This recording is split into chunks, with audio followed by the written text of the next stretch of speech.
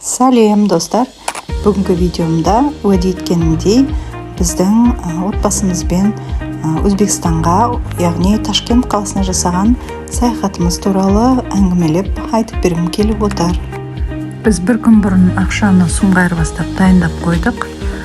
Қалған ақшаны доллармен алып алдық. Өйткені шұғыл ақша қажет болып қалған жағдайда Өзбекстанда теңгеден гөрі долларды айырбастау жеңілірек болады деді. Сол себепті ақшамызды долларға ауыстырып алдық қалғанын. Сөйтіп таңертең Шымкенттен 50 шақырым жердегі жақын граница, бұл Черняевка жібек жолы границасына келіп жеттік. Машинаны сол жерде қалдырдық стоянкада. Сөйтіп өзіміз ары қарай жаяу өттік. Машинасыз өту тез екен, бар болғаны 15 минутта Өзбекстанның шекарасына таможнядан өткенде фотоға түсуге болмайды екен. Сол себепті фотоға түсе алмадық. Өте көп таксистер күтіп алды. Солардың ішінде біреумен келісіп 50 мың сомға, яғни Ташкенттің Өзбекстанның ақшасымен біз Ташкенттің орталығына жетіп алдық. Өзі сондай әңгімешіл әрі сүйкімді кісі екен. Бізге біраз нәрсені айтып, анда барыңдар, мында барыңдар деген сияқты өзінің кеңестерін беріп, бізді суретке түсіріп, өзі ары қарай кетті. Бізді Бешқозон орталығына алып келді. Осы жерде атақты той палауы деген палауын жеп, өзбектердің тойып алып, содан ары қарай кеттік. Той палауын порциялары өте үлкен екен, бірақ екеуін алсақ та тоятын екенбіз. Почти бір порция палау артық қалды. Сосын ол жерден тойып алып, біз ол қаланың орталығы екен, Ташкент қаласының дәл ортасында орналасқан екен. Яғни тәуелсіздік саябағына қарай жүріп өттік. Дәл осы Ташкенттің атақты телевышкасы да, башнясы да, Бешқазан да барлығы осы бір жерде орналасқан екен. Осы жерде жақсылап қыдырып өтейік деп ойладық. Өзіміз киімдерімізді бар болған осы 2 рюкзакқа ғана салып алып шыққан болатынбыз. Ол қатты ауыр болған жоқ. Сол себепті жүктерімізбен қыдырып жүрміз.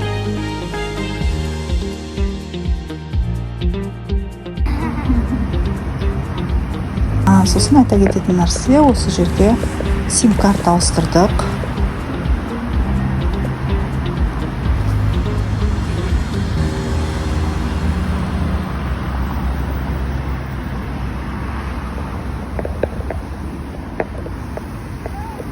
Бір номер барлығымызға жеткілікті болды.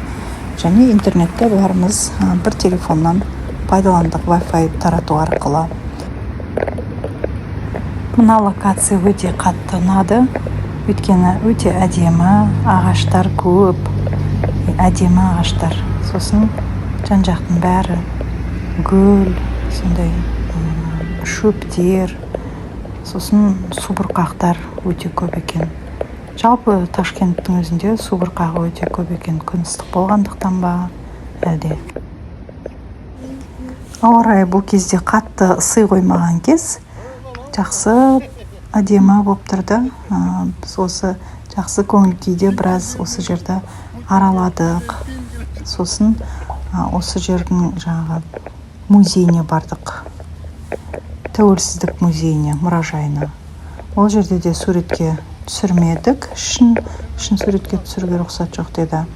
Бірақ сыртында түсіп бақтық, суретке де, видеоға да. Өте қатты ұнаған жерлердің біреуі осы болды.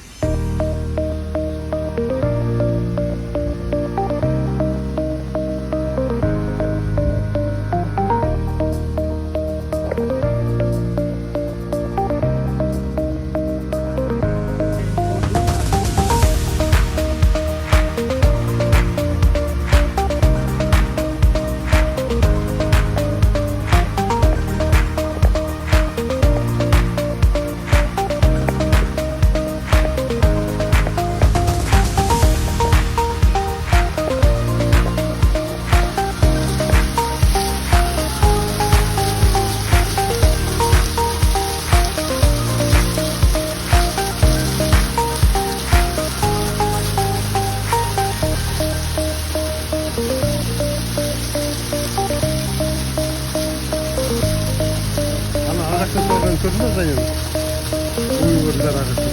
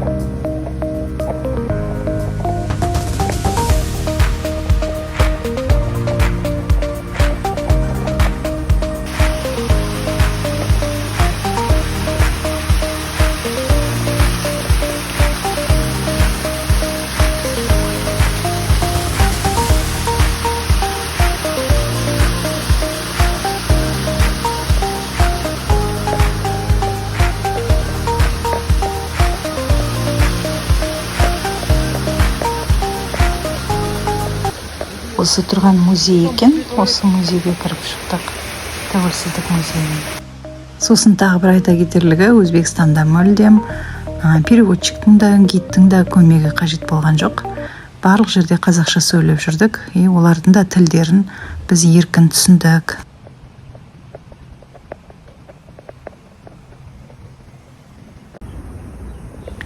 Музейден шыққан соң бір орындық тауып отырдық та, сол жерден интернеттен қонақ үйлерді іздестіре бастадық.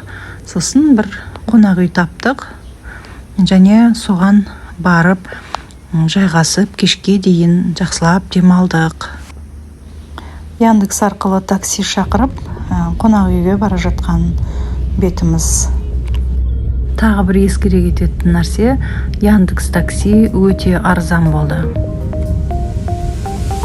Таксиге дайындап қойған ақшамыз, жалпы ақша өте құнсыз екен оларда.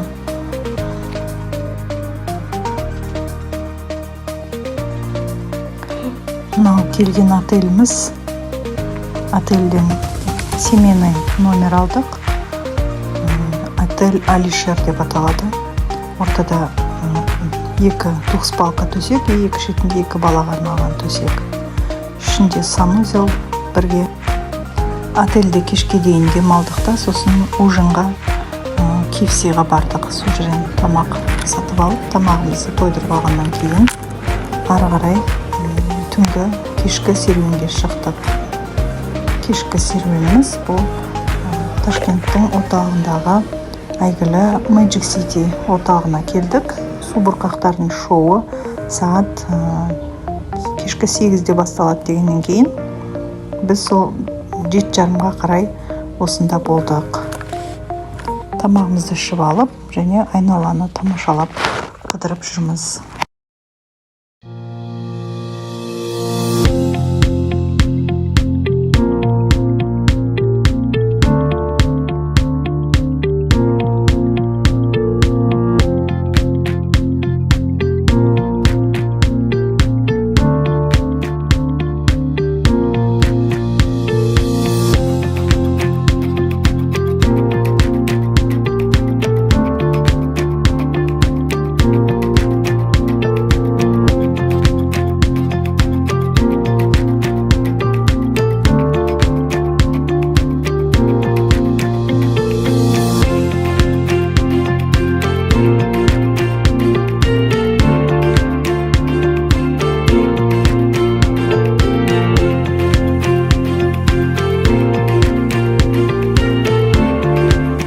айналаның бәрі өте әдемі.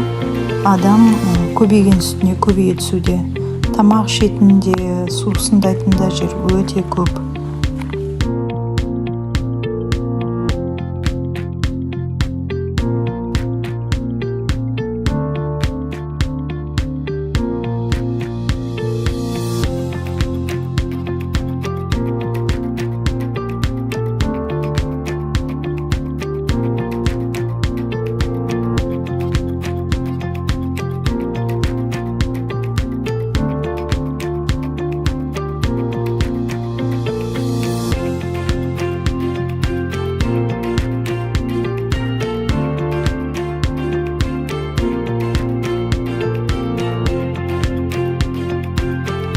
Орталық алаңға келіп, енді субұрқақтардың шоуын асыға күтіп тұрмыз.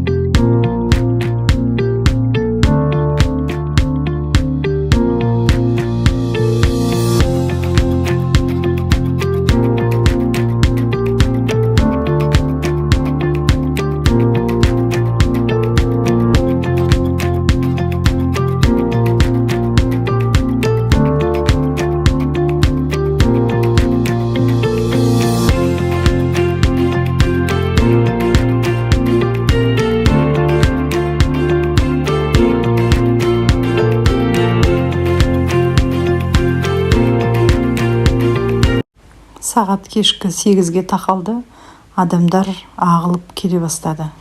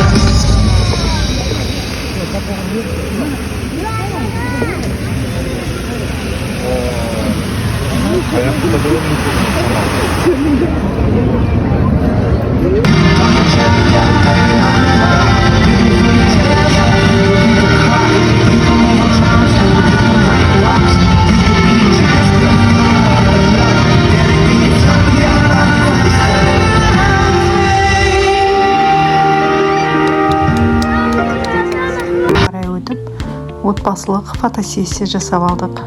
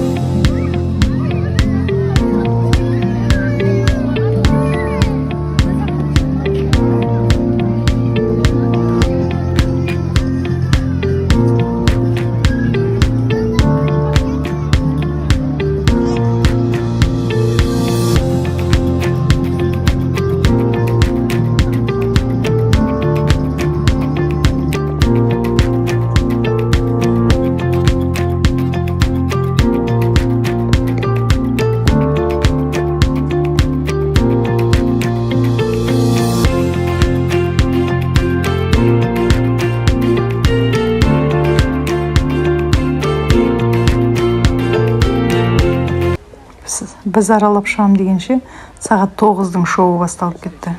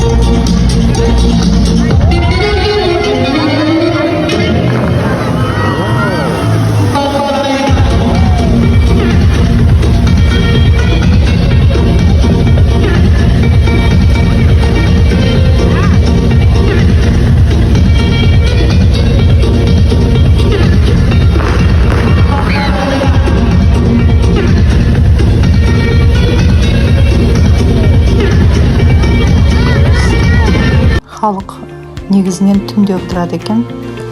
Халық өте көп, масқара көп.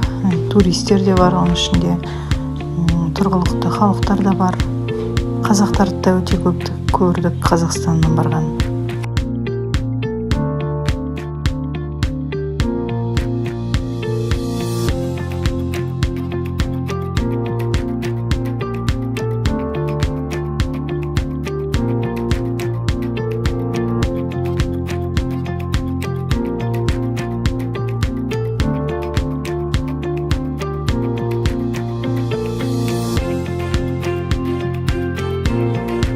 Шашы дәл осындай ұзын қызды өмірде бірінші рет көрдім. Сол себеп маған қызық болғандықтан түсіріп алдым. Көп жүргеннен шаршап, уже балалар қалжырап отыр, ұйқылары келді. Фонтанның түбіне келіп демалып отырмыз салқындап. Дәл осы жерден жолдың ар жақ беті Ташкент Сити парк екен. Ол да бір үлкен парктың біреуі. Неде болса, оны ертеңгі күнге қалдырайық деп шештік те, осы жерден такси алып отельге қайттық. Барып демалайық деп.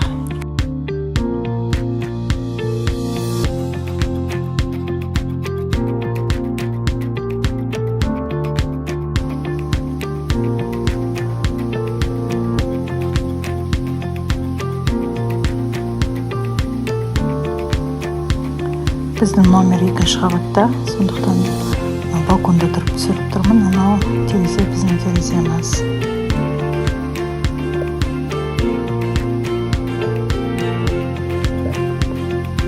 Таңертең тұрып, отельдің өзінің асханасына барып, өздері ұсынған завтракты іштік.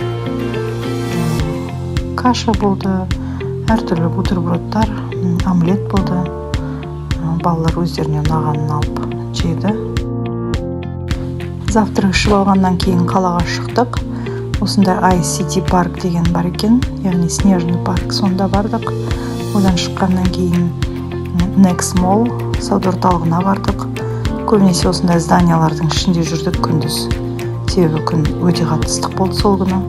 Тура біздегі сияқты сауда орталықтар, бізде корзина болса, оларда корзинка, супермаркеттері бар, тамақ ішетін жерлері бар.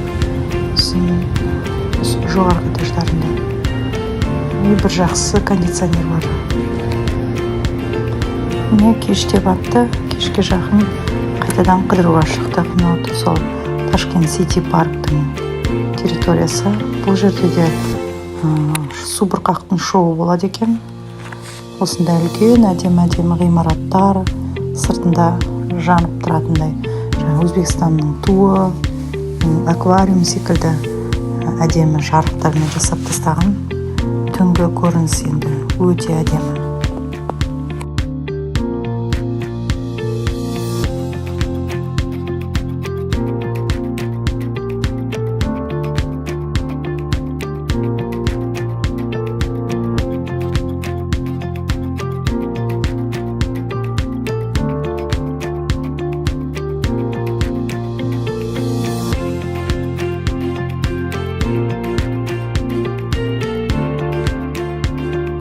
Ары қарай Ташкенттің тағы бір атақты жері, оның метросына бармай кету мүмкін болмады.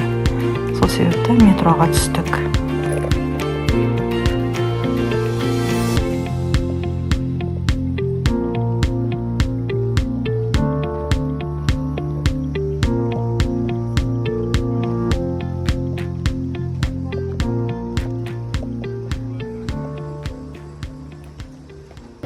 Әдейілеп төртеумізге билет сатып алдық. Билеттің құны 1700 сум. Біздегімен примерно 65 теңгедей болады. Бір остановкадай метрода жүріп өттік.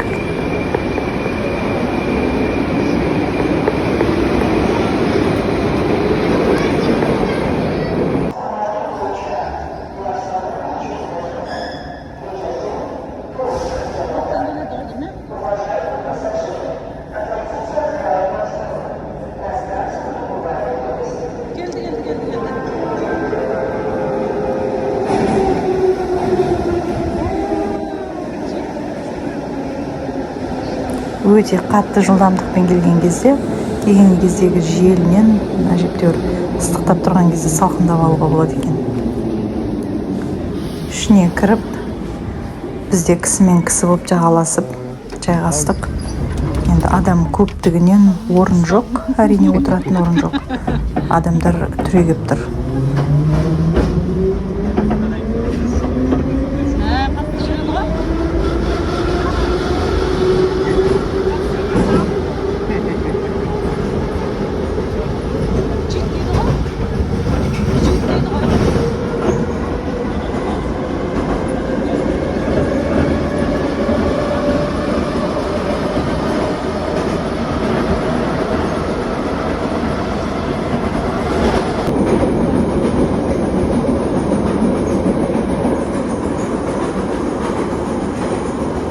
Келесі остановкадан метро тоқтаған бойда түстік дағы сыртқа қарай бет алдық. Сыртқа шығып, таза ауамен тағы да біраз серуендедік. Жаңағы жерден керемет қатты алыстай қоймаппыз, анау жарқыраған ғимараттар көрініп тұр мына жерден де. Бірақ мына жерден бірден шығып кете алмайды екенбіз жолдың бойына. Сол себепті бір кварталдай жаяу жүрдік. Содан кейін барып такси шақырып отелімізге қайттық.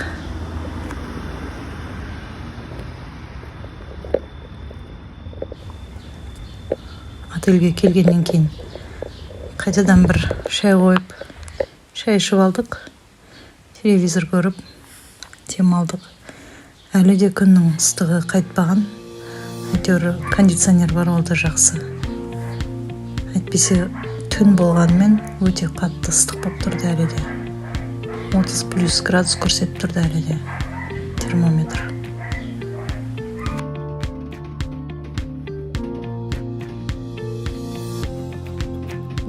Келесі күні таңертең тұрғаннан кейін завтрагымызды ішіп алған соң қайтуға ыңғайландық. Қайтуға ыңғайланғанда номерді тапсырайық деп шештік. Өйткені қыдырып ар жағынан қайтып кететінде, чтобы отельге қайтадан келіп жүрмейтінде. Сол себепті сдавать етіп номерді. Ары қарай бассейнге бардық. Бассейнге шомылып, біраз бойларын жазып, салқындатып алдық.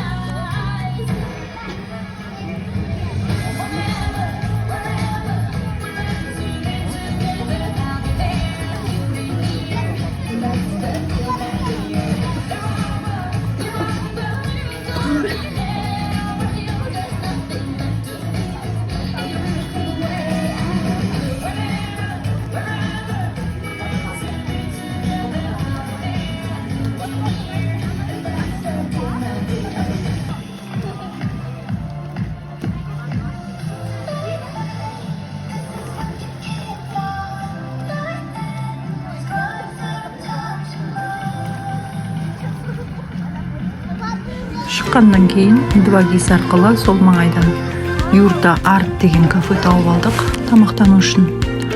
Нағыз қазақтар келетін жер екен. Тамаша. Іші өте салқын, өзіміз бір юртаны алып ішінде жаттық, салқындап, салқын жерде тамаққа заказ беріп қойып.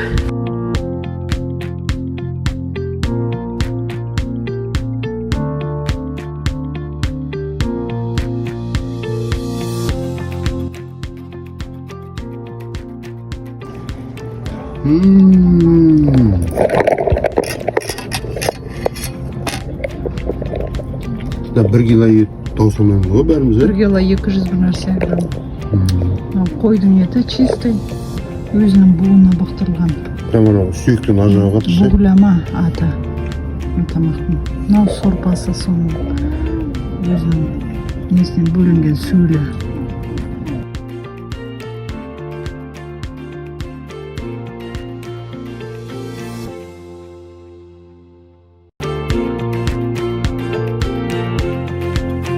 Юртадан жақсылап тойып шыққаннан кейін сол жерден такси алдық та прямой границаға қарай қайттық. Таксисіміз тағы да сөзшең, өзі көңілді кісі болды. Біраз әңгіме айтып бізді күлдіртіп келіп жеткенше.